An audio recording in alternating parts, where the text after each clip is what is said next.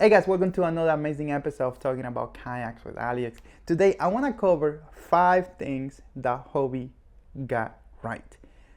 Recently I've done a few videos that haven't been shining a nice light on Hobie, warranty issues, and telling the truth about the Hobie Pro Angler 14 that flips easy because of its lack of secondary stability.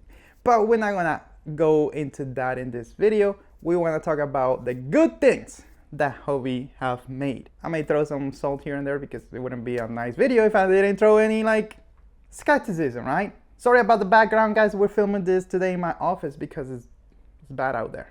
It's raining, whatever. It's just a mess, okay? So here in this environment, I could control it, so it'll be easier to make this video.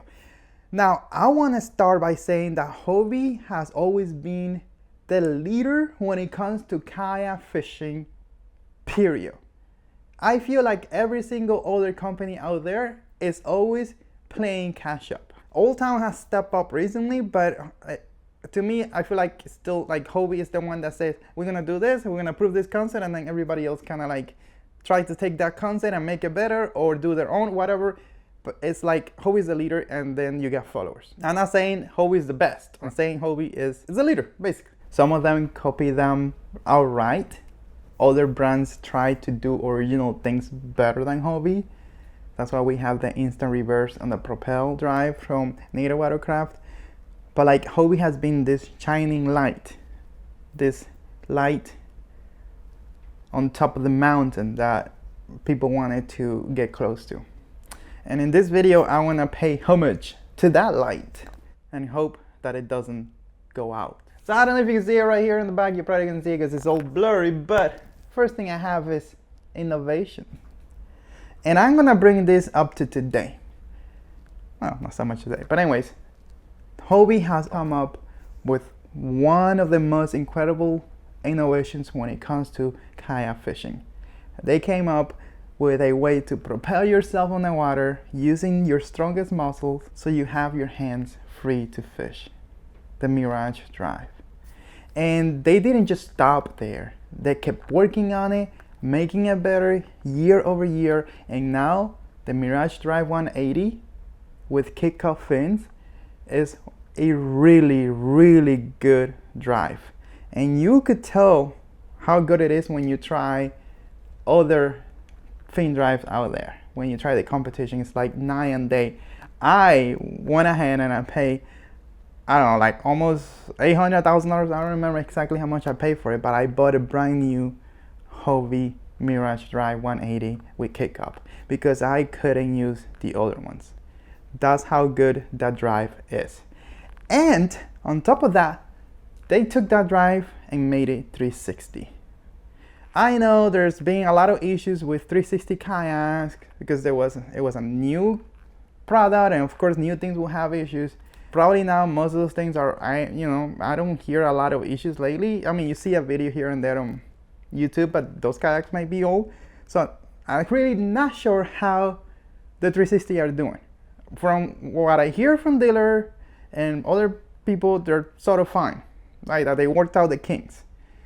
But I'm not here to talk about the issues some people were having with it. I'm talking about the brilliance of it, the ability of controlling your boat 360. It is incredible. You may be skeptical, why would I need this? Why would I would just put a trolley motor on it? But a lot of tournaments don't allow motors. So now with 360, you could actually use the mechanical version, use the Hobie one, and get on that tournament. You don't have to use the motor. But me having it on the water, I got on it with the idea of, I'd just rather have my autopilot for this. But then I started using that 360 and kind of learning how I will use it for my fishing. I could see myself working an area, just contour, just going around docks and things with a bait caster in my hand, just casting and just using my fingers to bring that line in and just staying in position with my left. If you train yourself to use that 360 properly, it's gonna be a game changer. So that 360 is amazing, but I hope that somehow they motorize it. Can you imagine a Hobie fin drive 360 that is actually powered by a motor. That would be huge. Now I had to go back here and check the next thing.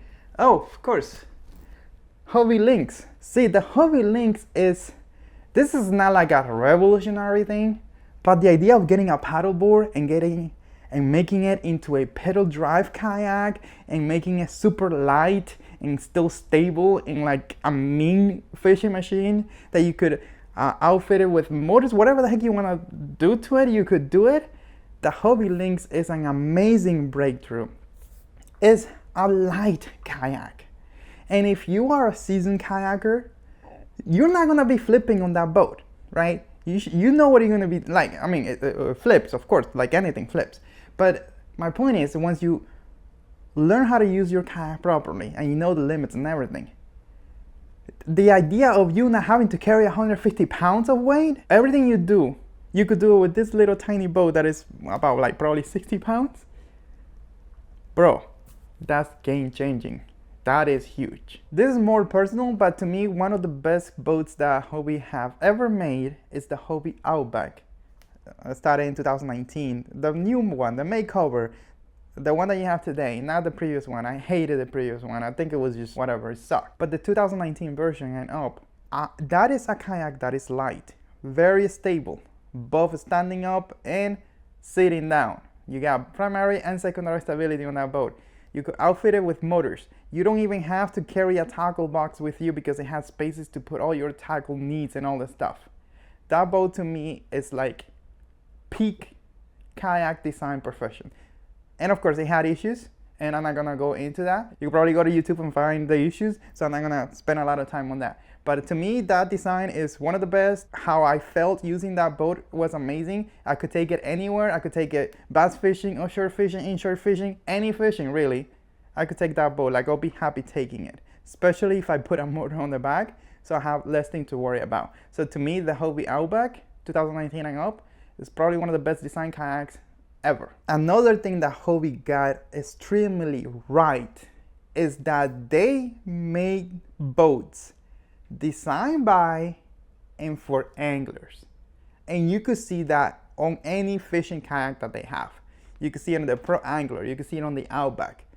Heck, you could even see it on the Tandem Islands. Those boats, like the Hobie PA, the Outback, they have so much storage, so many little things that are actually useful. Let me just name a few. The level of customization is off the hook. Some of these kayaks come with the H-rails, like the Hobie PAs, but you could take that same H-rail and add it to the Outback. I even bought a pair of those H-rails to put on my 25300 because they're that good. The Hobie PAs, they have so much space and so many ways to rig it up that is incredible. Horizontal storage for rods. You get the high end hatch in the front, which sometimes is a problem, but you could put a fish bag in there, it just fits in there. The back is wide open. You could put coolers, tackle boxes, whatever the heck you want there, or you could choose not to put anything. And the boat itself, the way that it was made, it already has everything you need to store all your gear really that you need for a normal fishing trip. But it doesn't end there. Most Hobie kayaks have dual steering. What a thought! What if you are a lefty?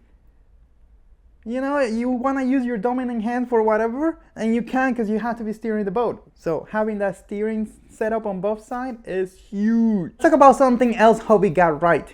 Putting sails on kayaks and making the Hobie Tandem Island and the Hobie Island. Those kayaks are impressive. They're just amazing. With those, I forgot the terminology, but I'm gonna call it sidekick, pontoons, whatever the name is. That thing is practically unsinkable. Of course, anything could flip over and sink and whatever, things could happen, but like I've been on it several times and they do feel amazing.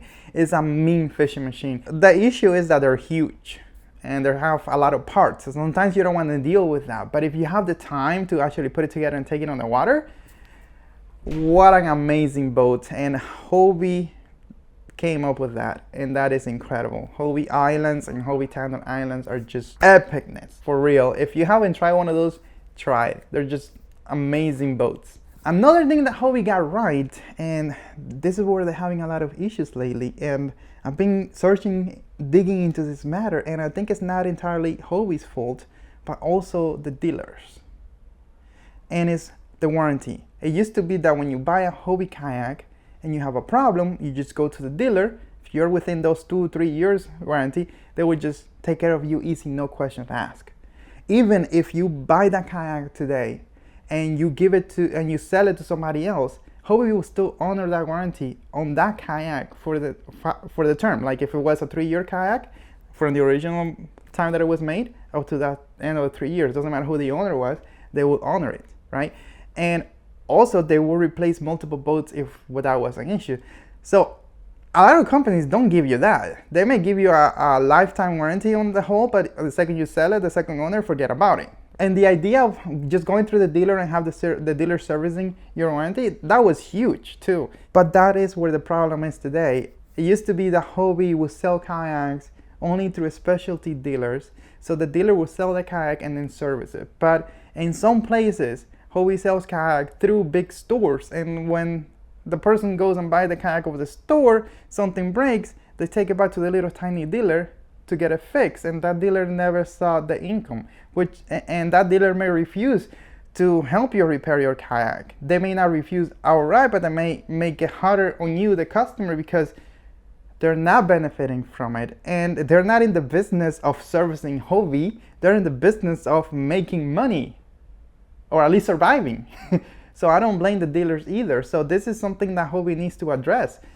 If they're gonna have big retailers selling their kayaks, they should also honor their warranties.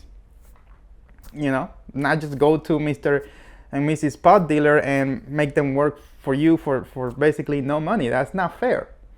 But in terms of, on paper, in terms of previous example up to recently, Hobie had the best warranty in the market. Of course, it's not free, their prices are high, therefore the warranty has to be better. The customer service has to be better if you're gonna charge more money than anybody else for your products.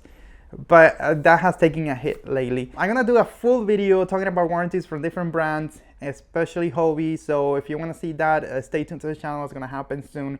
For now, comment below, tell me what are, especially for people that are Hobie skeptics, comment below, tell me at least one good thing that Hobie has done. If you wanna see me flip that Hobie PA14, super easy by the way. And I know some people are saying, oh, you didn't have the drive on, or you didn't have the sked on. That wouldn't have made a difference. And I can tell you simply, like now, if you have the Hobie drive on it, and that thing is not gonna hold you. Like that thing is designed to not even be on the water. So it is super smooth. It just glides, so it's not gonna like stop you from flipping. And the skeg is made so the boat could like go straight. It's a skeg. It doesn't add stability. But anyways, go and watch the video and enjoy it.